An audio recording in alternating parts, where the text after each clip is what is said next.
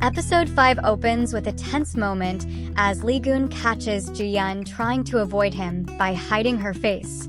Panicked, she blurts out a flimsy excuse, claiming she brought a suitcase from home and, despite being busy, wanted to offer some small support to her patient. Goon, oblivious to her true intentions, misinterprets her actions as genuine care for him. His heart flutters at the thought. When Ju-Yeon notices Goon's bruised palm, she instinctively takes action, disinfecting the wound and gently placing a band-aid over it. As she does, Goon recalls the time she put the same type of band-aid on her own face. The memory deepens his feelings, making him even more smitten. Meanwhile, Se-Yan meets Lee Shin at a movie theater. Lee Shin, ever the cold realist, bluntly tells her that he's never been in love and warns her not to pursue him. Undeterred, Se-Yan brushes off his words and demands, "Whatever, just give me back the bracelet I left in your car."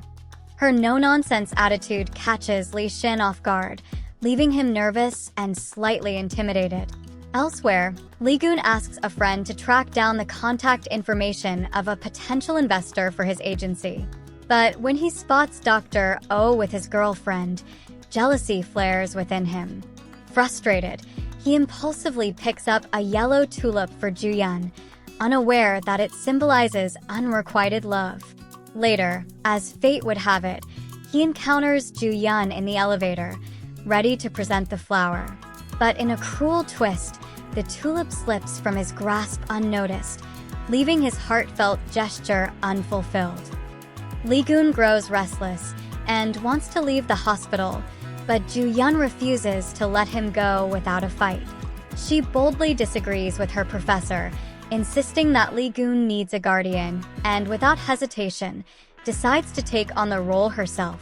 As she faces him, she firmly warns, "Don't even think about giving me those melodramatic eyes.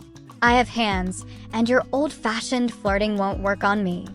Despite her stern warning, Ju-Yeon ends up accompanying Goon to a racetrack, where he plans to meet an investor. Completely misunderstanding the situation, Ju-Yeon assumes he's brought her on a date and immediately chides him, saying, "We should keep work and personal life separate." Goon smirks and responds, "Yes, let's keep it separate. Even though I like you, I won't tolerate you interfering with my business." After successfully convincing the investor, they head back to the car.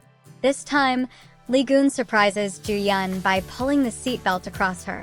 With a teasing tone, he says, "You don't have feelings for your patient, so this shouldn't matter, right?" Back at the hospital, Ju-Yeon recalls Se-Yan's advice on how to woo the man she likes. Inspired, she decorates her room with candlelight, flowers, and balloons, hoping to create the perfect romantic atmosphere. But when she steps into the stairwell, she overhears Dr. Oh talking secretly with his girlfriend. Crushed by the realization, Ju-Yeon feels like a fool.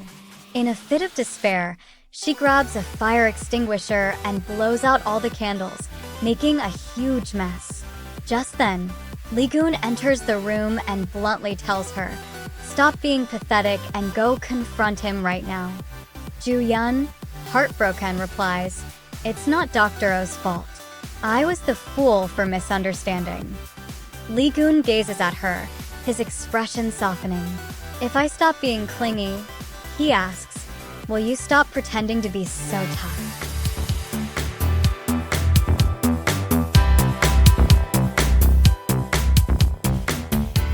Lee Shin unexpectedly spots Ju-Yeon on the street and offers her a ride home. As they arrive, Ju-Yeon hands him Se-Yan's bracelet, which she found in his car. Grateful, he gives her a cup of hot coffee, explaining, "Whenever I'm feeling down, something sweet always lifts my spirits."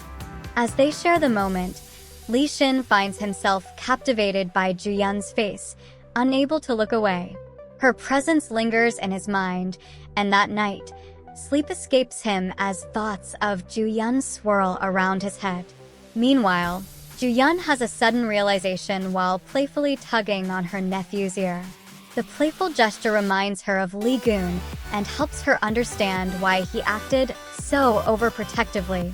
But her mood shifts sharply when she discovers, in Dr. Oh's office, that they've been running secret brain tests on Lee Goon without her knowledge.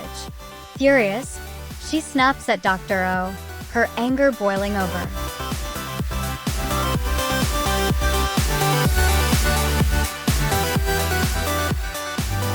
Elsewhere, Se-Yan receives a package containing her lost bracelet. As she holds it, a flashback reveals her relentless pursuit of Lee Shin. Back then, her persistence had scared him off. He thought she was nothing more than a stalker. Around the same time, Lee Goon suffered his own heartbreak when he witnessed his first love kissing his brother. Crushed, Lee Goon mistakenly believed his brother had taken away something truly important to him. It was during that chaotic moment that Se-Yan's bracelet slipped into Lee Shin's car. In the present, Se-Yan makes a wish, hoping to find the one she saved during her childhood, holding onto a thread of hope.